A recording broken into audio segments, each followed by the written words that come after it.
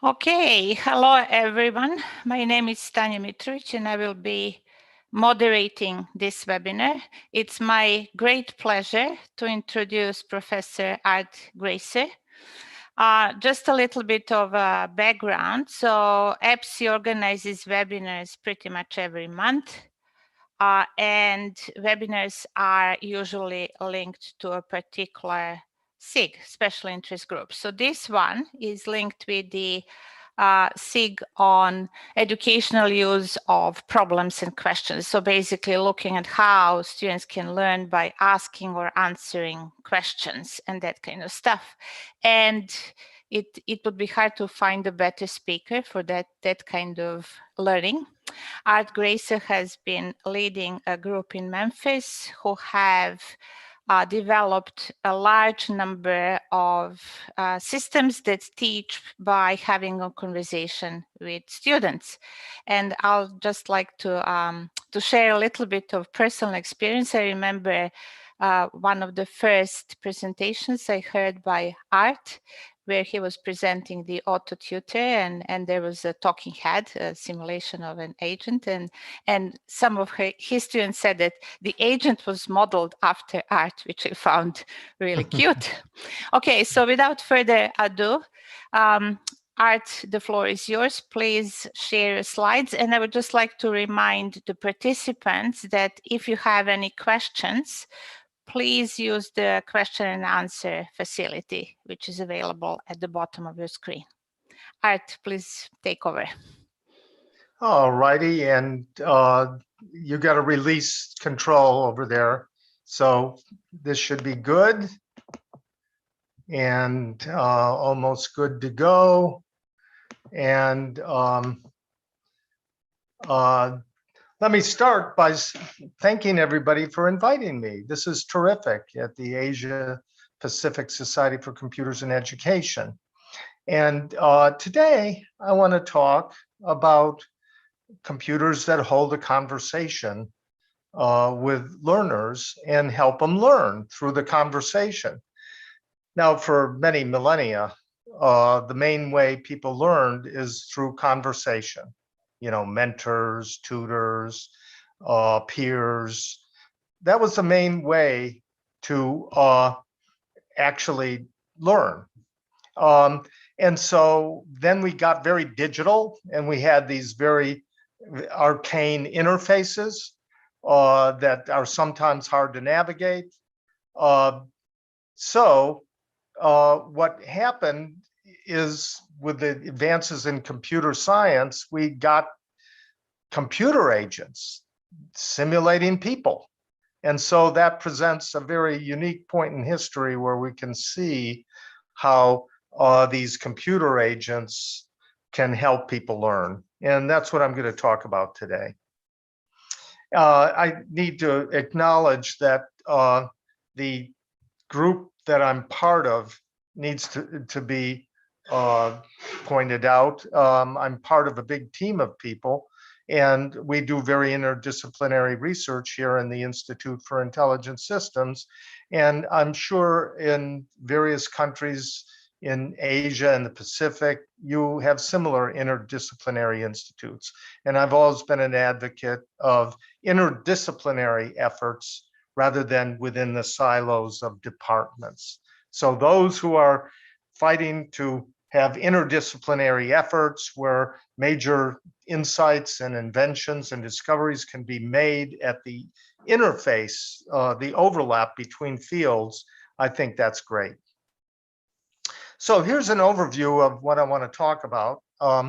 First, I want to talk a little bit about digital learning environments in the 21st century.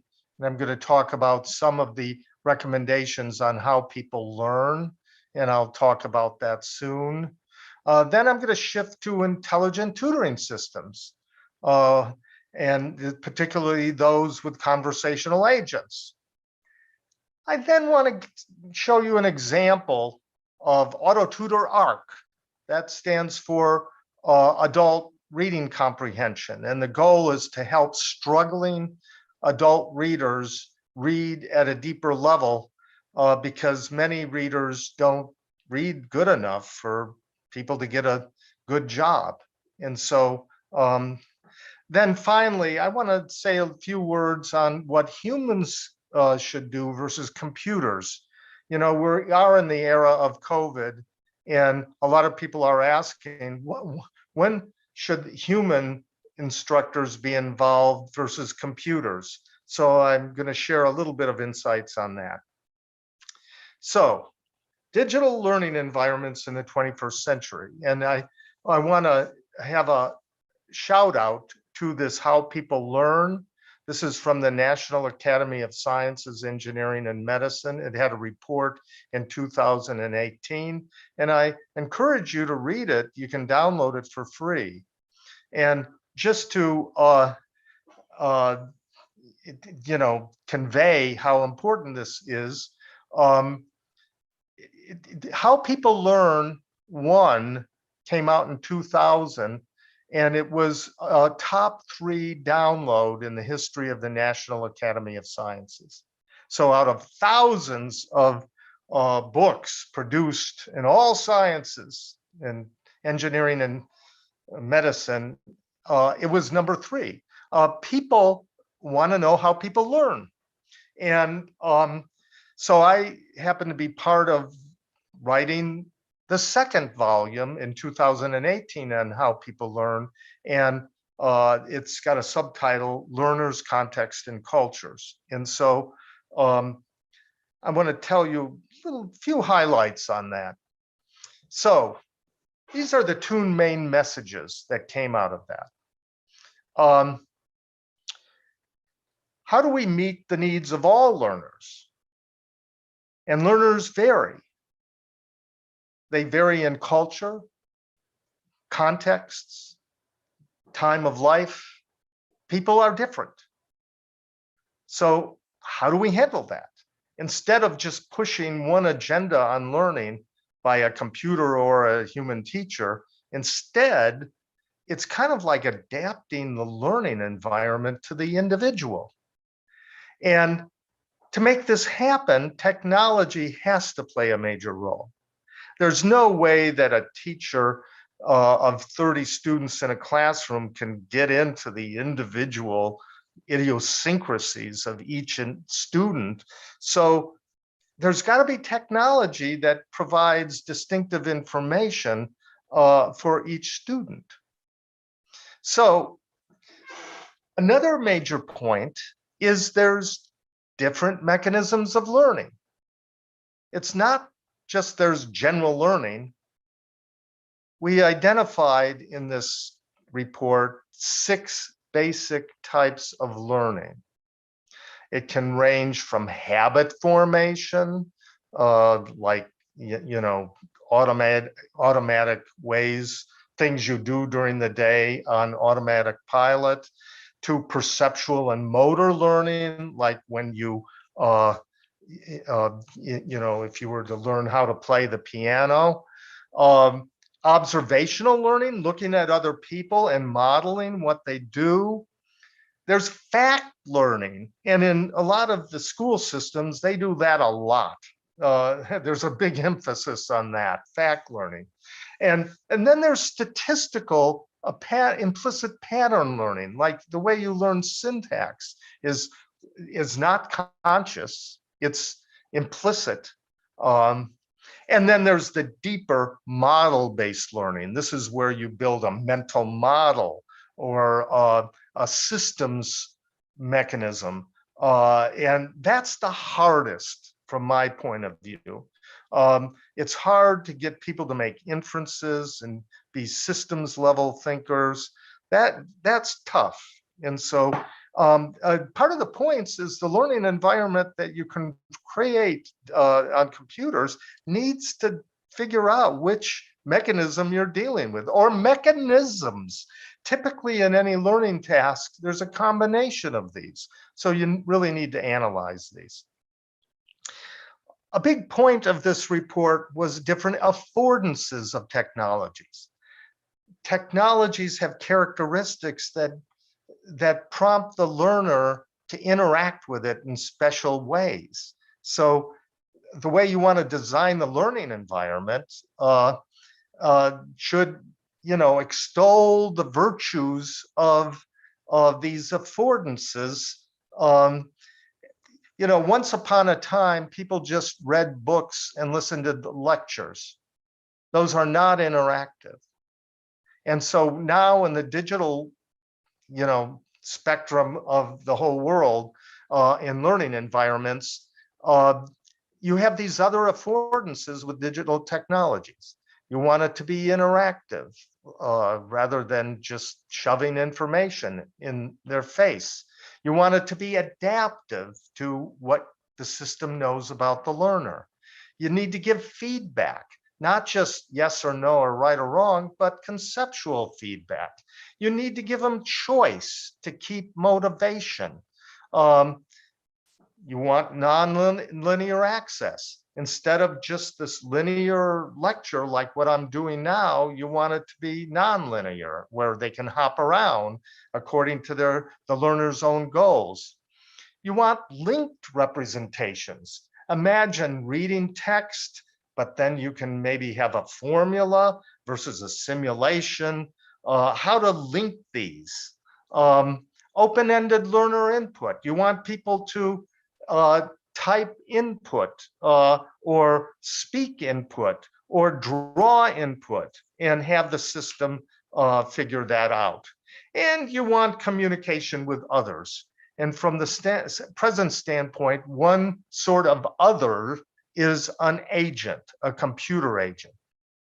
And so part of what this report did is try to identify the learning mechanisms that are appropriate for the different populations or particular contexts and cultures of the learners. And it may be that you have to just try it out. It may be that you think you know a good technology, you try it out and see if it works. And what works in one context may not work in another. I don't know, I live in Memphis. I don't know if how people learn physics, for example, works the same way in Memphis as it does in Vietnam. So you just don't know. And so a good teacher will figure out how to pair the digital technologies with the sort of goals of the learning. So when do you use instructional games? For fact learning, games are great. They don't work well for deep mental models. You may need an intelligent tutoring system for the deeper mental models. When do you use a collaborative learning environment?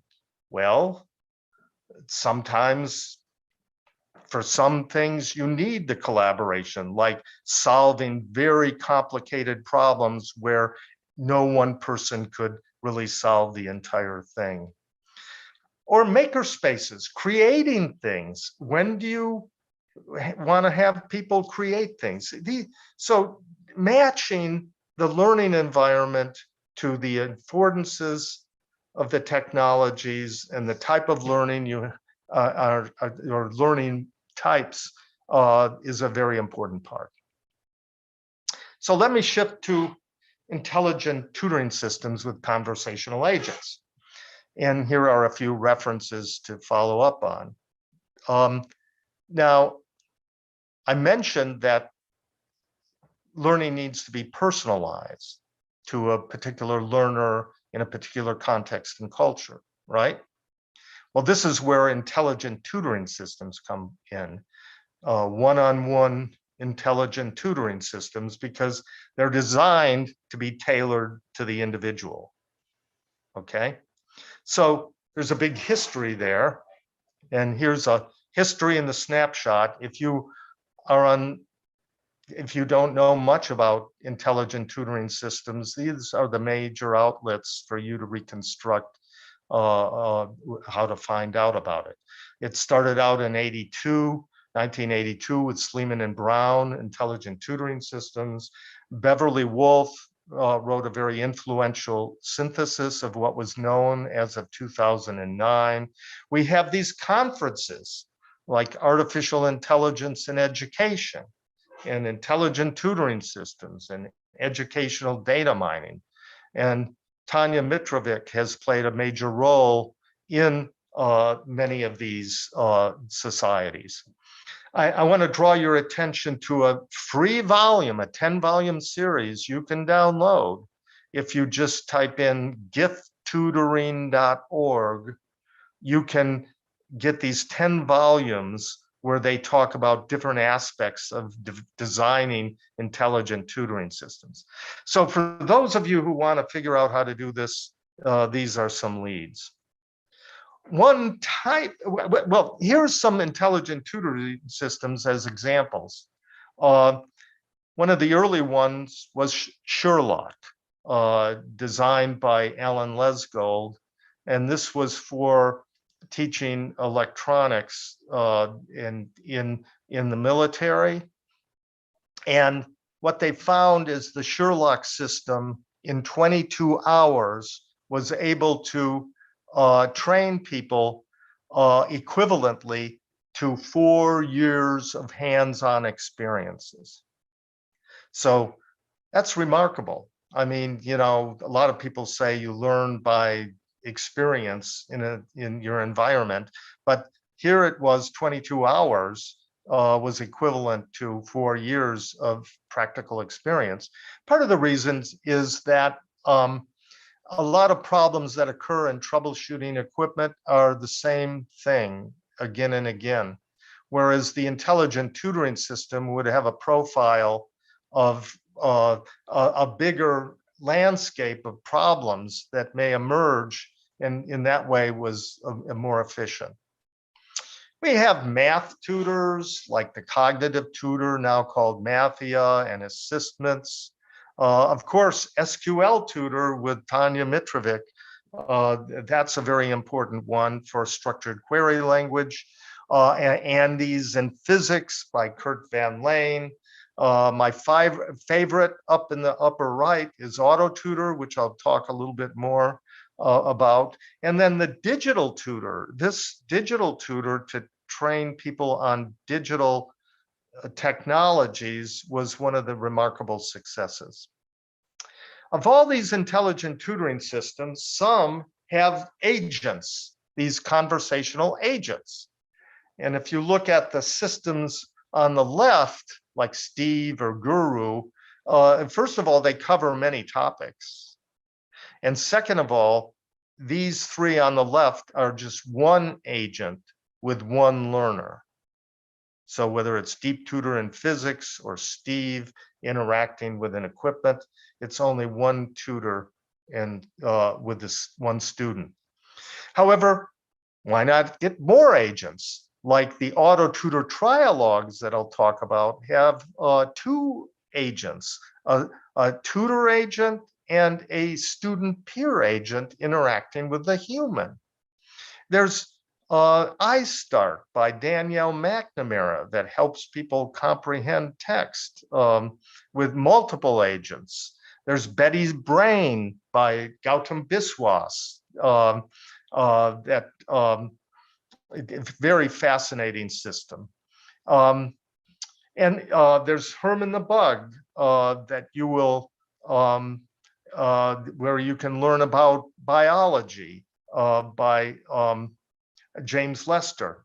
And then even virtual reality with Lewis Johnson's tactical language culture system, where you learn the language, but not only the language, but positioning it in a context, and you look at the culture. So combining culture and language in a very contextual virtual reality scenario is what the systems they develop. So this is the basic challenge. How do we design dialogues, trialogues, and groups of agents that help students learn, and they're sensitive to the social, cognitive, affective, that's like emotions, and motivational mechanisms? That's the challenge. How do we do that? And so in Memphis, we've developed a number of these systems. The earliest one was Auto Tutor for computer literacy. Then it went to Guru for biology by Andrew Only, and then Vasily Rus with Deep Tutor, and then Auto Tutor for reading comprehension. We had an Auto Tutor for math. Research ethics came in there, and scientific reasoning. Electronics Tutor to teach electronics. And by the way, you can try these out in a site that I'll mention later on, and you can try it out for free. Then one interesting one that we're in the middle of working on at University of Southern California is the personal assistant for lifelong learning. Imagine an agent that follows you throughout your life, gives you little problems to work on to keep your skills going, and then makes recommendations on things to learn about to advance your goals.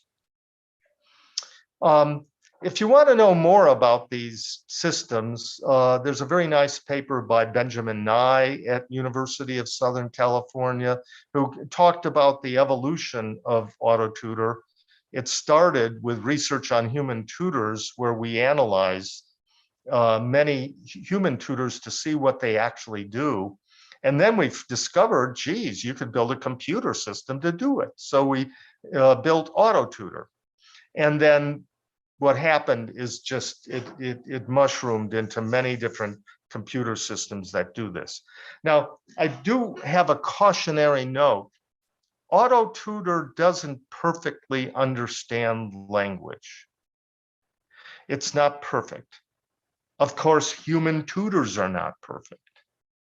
A lot of human tutors don't understand the student. However, these computer tutors know enough that it can provide discourse moves and hints and other sort of dialogue acts or recommendations that help students learn. So you can go a long way in designing these conversation-based systems to help people learn, even though it doesn't perfectly understand the learner, just as humans don't perfectly understand other people. So what does Auto Tutor do? It asks these questions or presents problems, evaluates the meaning, gives feedback on the answers the students might give. Some of them display facial expressions with emotions. It nods, gestures, generates hints, tries to get a prompt to get out specific information, adds information that is missed, and corrects bugs and misconceptions. And sometimes it answers students' questions, although that is tough. Answering students' questions is hard for computers to do. You just don't know what they're going to ask. Only about half of the questions students ask can be handled in today's intelligent tutoring systems. Now, fortunately, students don't ask many questions. Fortunately from the standpoint of a computer designer, but unfortunately from the standpoint of learners. We'd like them to be very inquisitive, but that doesn't always happen. So what is it that human tutors do? Well, and what Auto Tutor does, it follows an expectation and misconception tailored dialogue. Now, what is that? It's simply this. The tutor has expectations in mind on what the answer is, okay? And there's this conversation back and forth, and they collect fragments of information distributed over many turns to see how much this language matches their the explanation or the expectations, okay? And then what the tutor does is try to have dialogue acts to fill in the gaps, to ask the students to fill in more of the correct answer. And occasionally the tutor handles sub-dialogues like student questions, but students don't ask many questions, or handle various other dialogue acts that I'm not going to talk about. So here's an example. You have a presentation of a physics problem, right? This is about the sun exerting a gravitational force on the Earth. Then you have the talking head, and then you have the student's input. And we've tried it either typed input or speech recognition. It really doesn't matter in terms of learning gains. And then the dialogue history. And this was a very early system, but it's simple. So here's the question in Newtonian physics and a main question. And it asks for the explanation. So does the Earth pull equally on the sun? Explain why. And these are the expectations. So there are 4 expectations in the mind of the tutor, either computer or human, that they want covered in this explanation. And occasionally misconceptions are articulated, and you have to handle those. And so these are the dialogue moves to get the system to ask questions or give hints to get them to fill in missing information. So there are pumps and hints and prompts to get a single word out. So one way of demonstrating this is my favorite example, which was a robot that was created from Andrew Only, one of my doctoral students at the time. And this shows you it with this kind of humorous example with Billy Bass, the talking fish. We call it the Physics Tutor, and it's on physics. So let's listen to this.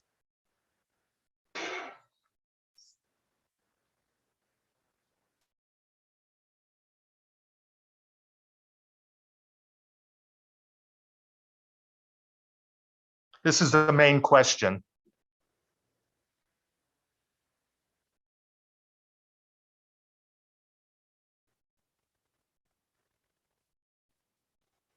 That's feedback. That's a pump.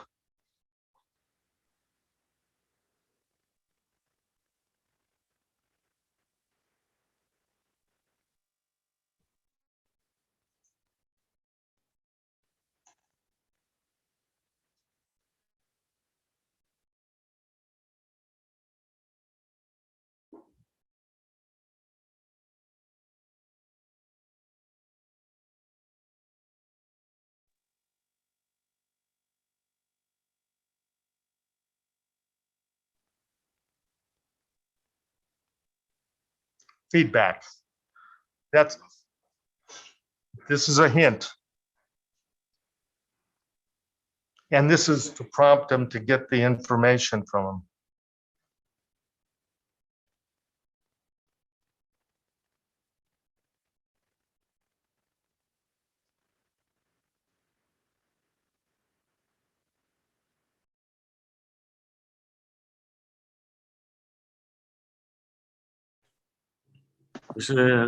We cannot hear it. You can try to share your screen again with sound.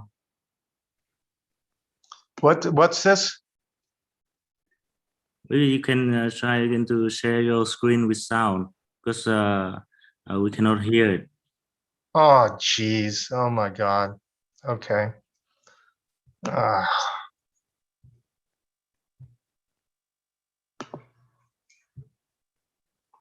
Okay. Well, I guess we missed the opportunity here. Well,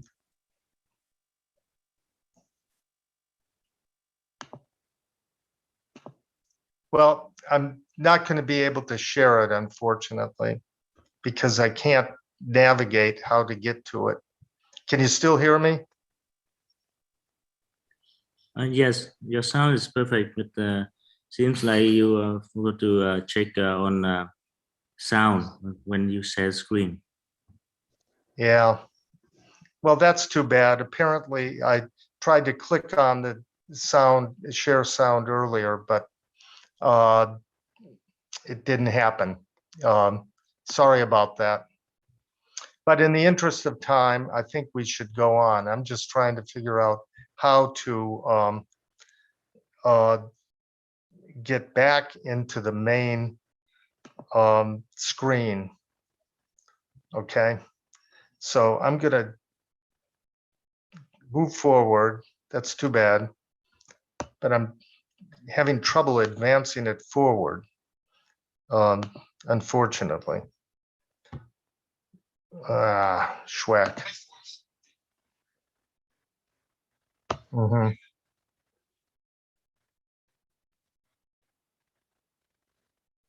Okay, here it is. So we're going forward. Can you see me now and hear me now? Yes, we hear you. Okay. Okay. In another system, what we did is try to, I'm sorry about that. I tried to illustrate the different dialogue moves to further the conversation, but I forgot to click one of the sound things, and unfortunately. But you can actually see the talking fish on YouTube if you look at Andrew only and the talking fish. Okay. All righty. So we've tried other sort of systems on physics where we have the main question, you have the talking head, you get people to, the learner can control these parameters like truck speed and driver's mass and the truck mass, and it simulates it, and then you describe it. And so it's the combination of action and description that leads to good learning according to our theory. Okay. Okay. Sometimes we analyze emotions during learning. Sorry to interrupt, but can you would like to share your screen? Will you disable to? Oh, okay. Sorry about this. Trying to get back to where it is to share the screen. And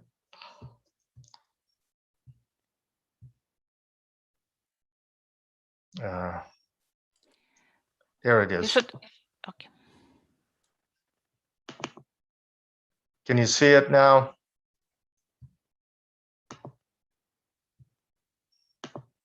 Can you see it now? Yes, yes, we can see. Okay, sorry about that, folks. And I just talked about that. I don't know whether you could see it, but it's a combination of action and description that we think helps people learn at a deeper level. So this combination of action in a simulation, describing what happens, the confluence of that we think is very important in learning about mental models and systems thinking. We periodically looking at emotions, like we want to detect automatically boredom during the conversation, or confusion, or flow where they're really concentrating, or frustration. And the idea is that we want to have AutoTutor be adaptive to that, and that would be great. And we have done that with multiple channels of communication. So in the past, with a colleague, Sydney DeMello, we've actually tracked the person's facial expressions, the dialogue, the speech parameters, and posture, actually, in order to recognize the different emotions. And we find that different channels contribute different channels of communication become differentially important for each emotion. For example, flow and engagement are not worn on the face. The face does not depict that. It's more the posture that does. Whereas confusion is worn on the face. There are facial signatures for that. So in the past, we've tried to track that over time. Okay, as people learn in these conversational systems, we can measure them in many different ways. We can, from anything from answering multiple choice questions to matching all of their language input to these expectations and misconceptions. And we can see how much initiative they take by asking questions and doing actions that are not prompted. And of course, we track engagement in emotions. It's good to know that these conversation-based systems do help people learn, and we compare it to either reading text for an equivalent amount of time or other comparison conditions. One of my favorite studies with Kurt Van Lane years ago compared 4 conditions. One with a human tutor, the second was with auto tutor, a third was reading a textbook for an equivalent amount of time versus doing nothing. And we tested them by a test called the Force Concept Inventory that required reasoning and not just simple, shallow facts. It would require thinking and reasoning and systems thinking, mental models.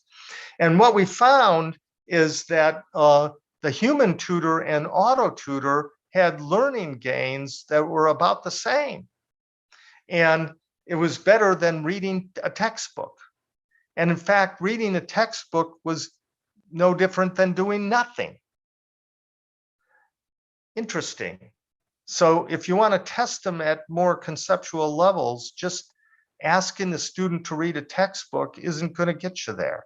It's got to be something more interactive.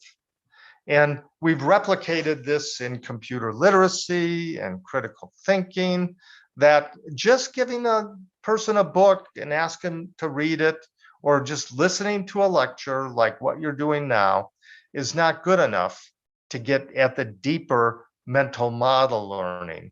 Instead, it's got to be interactive. And auto tutor is only one type of interactivity. There are many others, but it does illustrate the importance of interactivity in deeper learning. I'm going to skip that.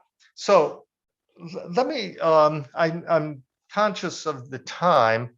Let me point out one study that we've been working on lately, and that's helping struggling adult readers. And you can read those 2 references if you want to know more about it.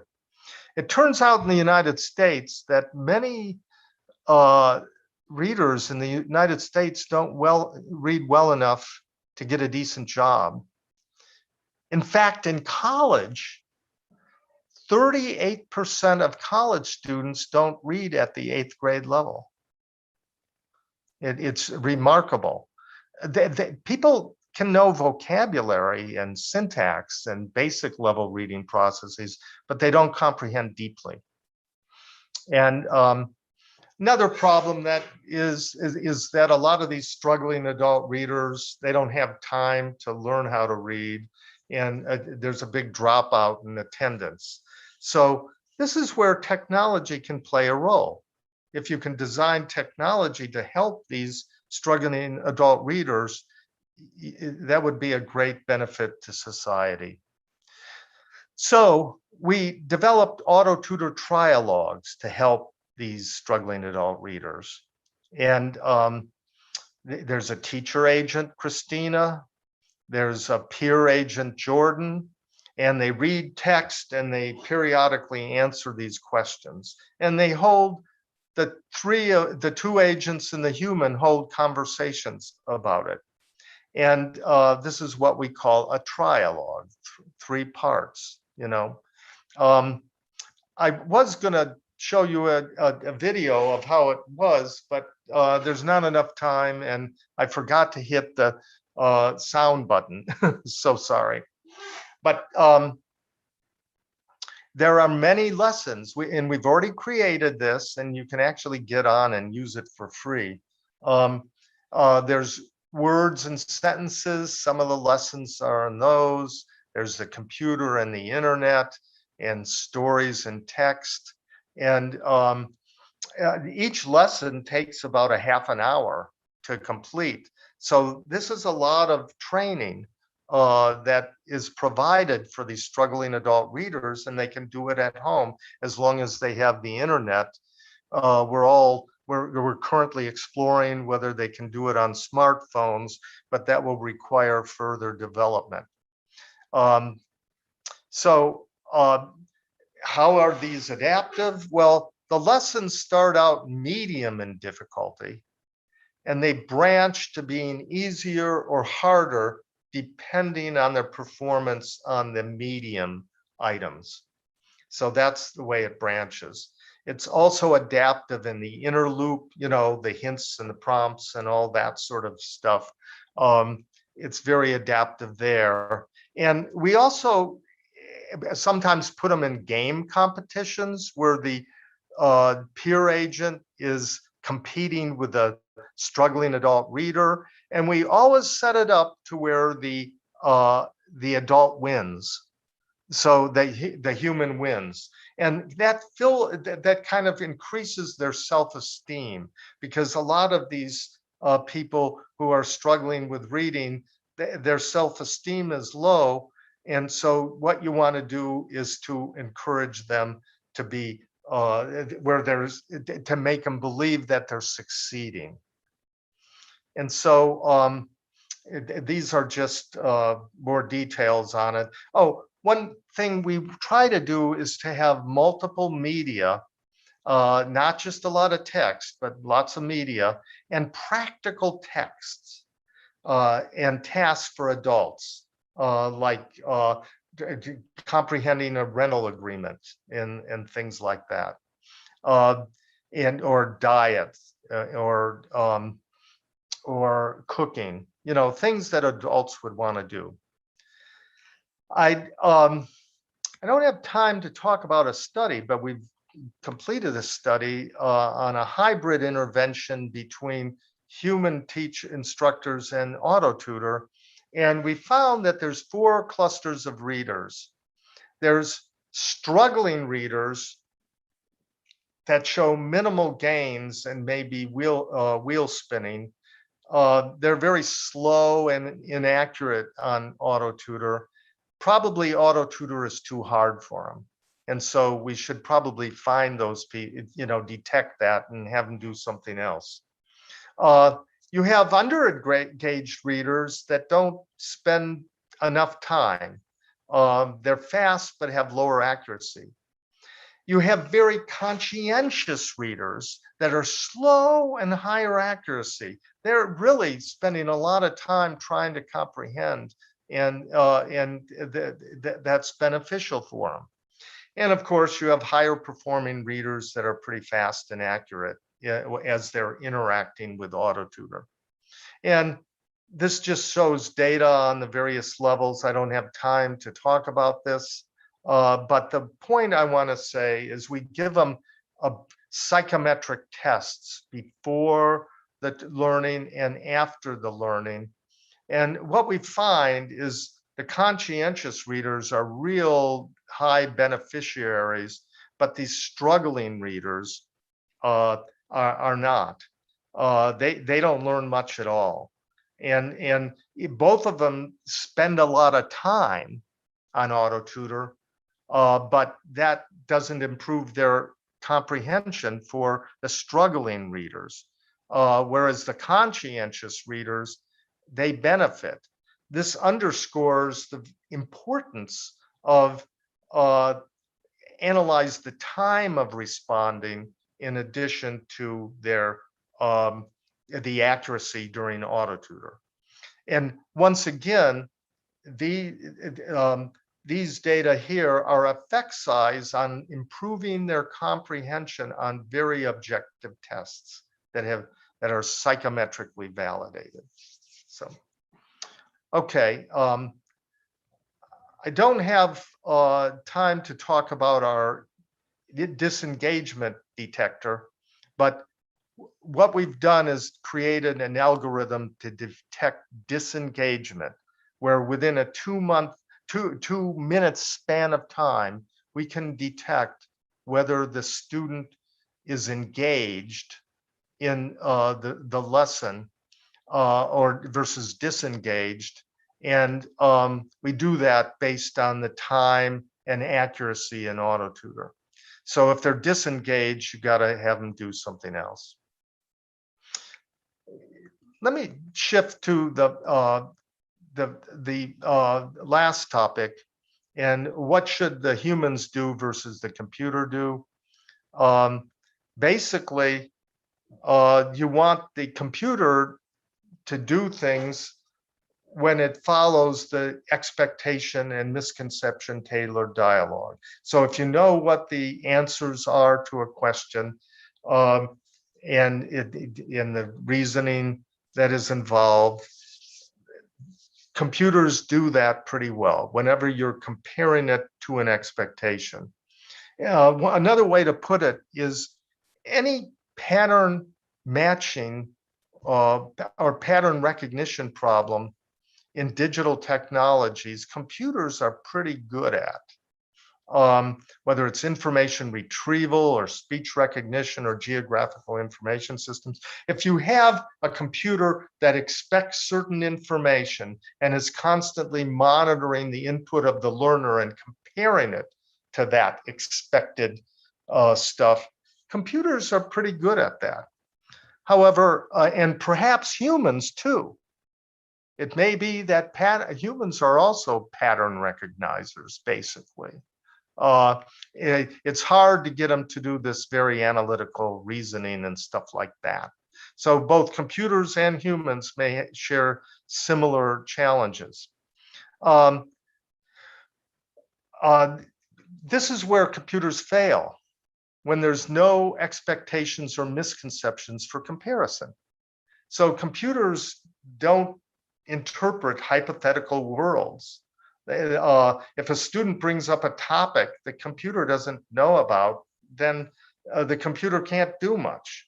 Unexpected student questions, that's what limits mixed initiative dialogue. And of course, when the expected information has very complicated language characteristics, it's where the humans too vague or abstract, like pronouns are hard, words like here, there, now and then, indexical expressions. Those, like if you want to get directions from somebody on the street, it's often hard to, by sentence 2 or 3, you're lost. And so unfortunately, that's the language people often use in talking to people. So here's the last slide. When is it that digital tutors should come into play versus humans? Well, here's the answer. If you're covering technical topics, encyclopedia-like material, digital tutors are great. If it's narrative, like stories, humans are better. There's a lot of distinctive vocabulary and jargon. Humans are pretty good. Everyday oral language, humans are better. And I'm not going to go through all of these, but as long as the computer knows the topic and has knowledge and can compare the learner's input with it, computers are pretty good. Off-topic conversations, not very much. And of course, for emotions that occur during learning, computers are pretty good. but emotions that occur over a lifespan, over months and things like that, computers right now are not very good. So I hope this has given you a glimpse of what can be done or cannot be done with these conversation-based computers.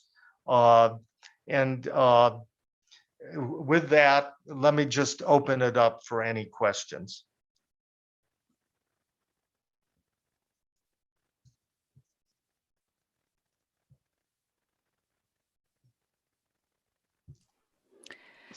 Thank you, Art, for this thought-provoking presentation. Let me see, do we have any questions yet? No, we just have thanks from the audience. So I would like to ask participants to put the questions, and I would start with the question I have. Of course, I'm familiar with most of your work, but there was something that really surprised me when you showed the results of studies where you had auto tutor versus a human tutor versus reading a book or doing nothing. You know, I'm a great lover of books. I'm really sad to see that doing nothing is better than reading a book. So I was curious if you had any ideas about what is the main factor for that. Is it motivation? Is it reading skills, or is it something else? Well, people have, there's an area of research called comprehension calibration. And this is where how good is a reader at calibrating how well they're comprehending the material. And what they do is compare their judgments, how well are you understanding it, with their actual comprehension. And meta-analysis reveal in college students that the correlation essentially is only 0.27. So most students don't really know whether they're understanding the material. And this is expository material we're talking about. So it's not until various obstacles come up or they have to problem solve or apply their knowledge before they realize how little they understand. I've often wanted somebody to do an experiment to where they stop people right in the middle of their reading. You know, they're reading page by page, and you stop them and say, how well do you think you're understanding the material? And you get a judgment. And then you say, okay, could you summarize what just happened?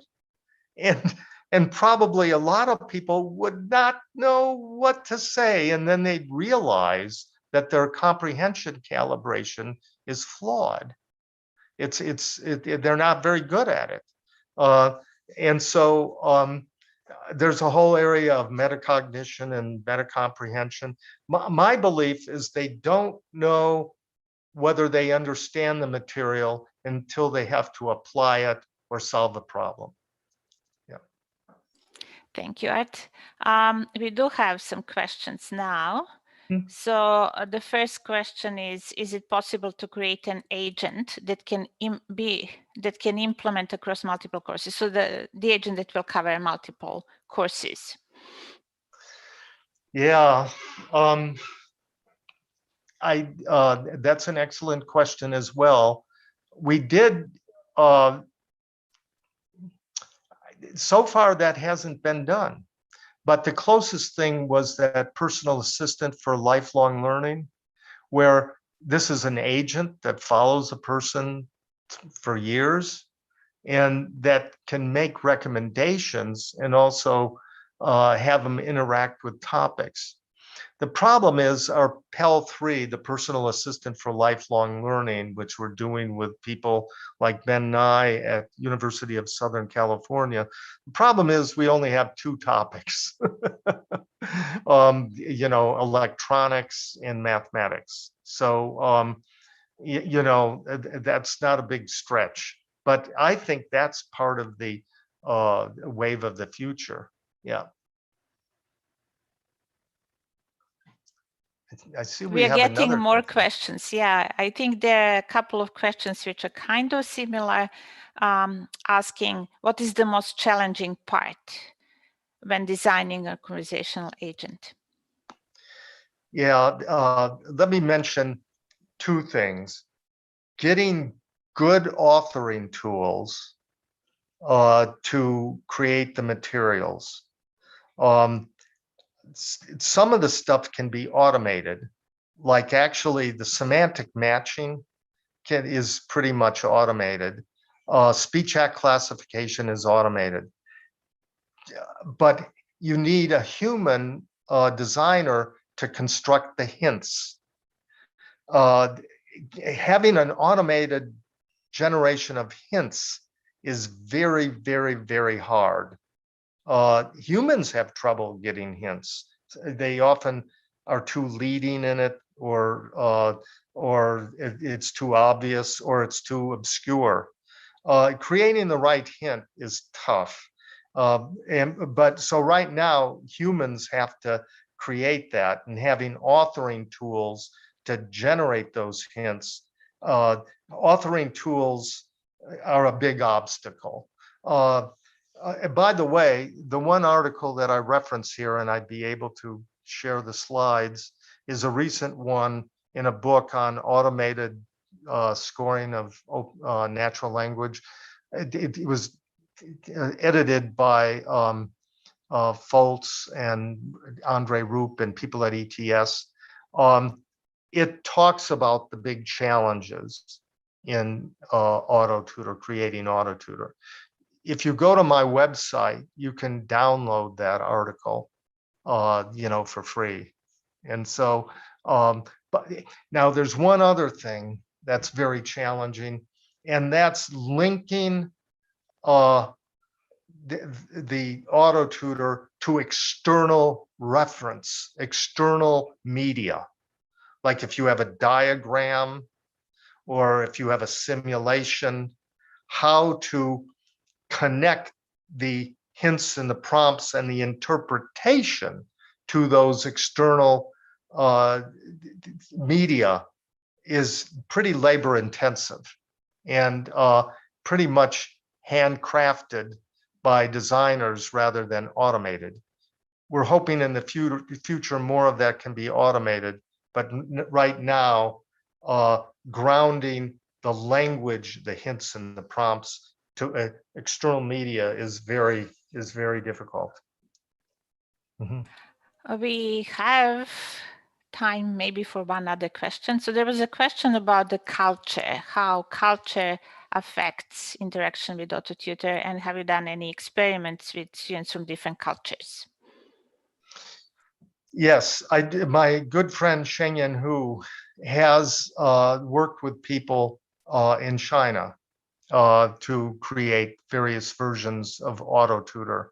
And what's interesting in that culture, and I know China's a big country, it's not one culture, but there's a tradition of students not asking a lot of questions. Well, this opens up the issue. Maybe they will ask more questions if they're asking a question from a computer. And I see in this email about social moves that tend to be sarcastic. We have compared different personality profiles of the tutor, including a rude tutor, one that's kind of does face-threatening acts. And I think in some cultures, they wouldn't like that. The whole social tone of the dialogue, whether it's very polite versus very sarcastic or humorous, that's an open world to see in different cultures.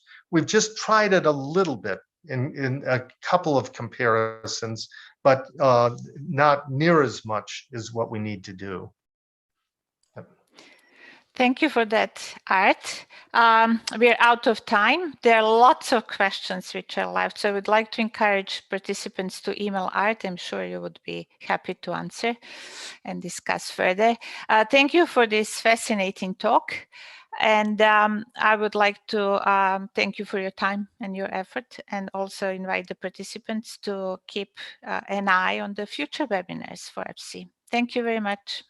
Thank you so much, Tanya, for for inviting me, and thanks to everybody. Have a good celebration tonight.